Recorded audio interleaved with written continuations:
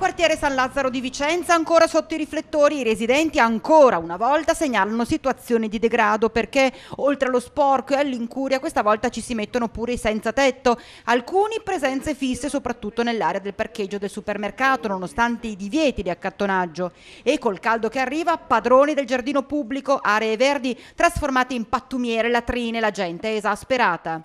Finché non gli sta bene così Chi dovrebbe farglieli fare? è il comune, Detto che la situazione secondo lei sta peggiorando? è sempre di più. È una lotta a vivere e guardare la casa che si è sempre chiusa, perché ti vengono dentro anche se sei dentro in casa, quindi E si diceva addirittura anche usano le aiuole come bagni pubblici. è anche come dormitorio. Un degrado enorme perché a sera si può neanche uscire perché solo loro. E c'è preoccupazione per voi? Altro che non ti riesci più neanche fuori, da solo conviene stare a casa.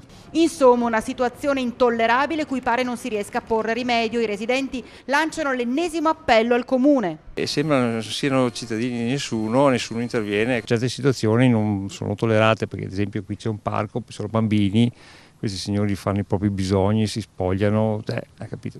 Cose così non sono tollerabili secondo me. Ogni tanto litigano, si spaccano le teste, se c'è sangue, non è un bel biglietto da visita, penso, non è che è un problema di delinquenza, è più un problema di degrado, di decoro del quartiere, non è un bel biglietto da visita per Vicenza, per il quartiere, per la zona, non è bello insomma. Si merita di più questo quartiere? Penso di sì.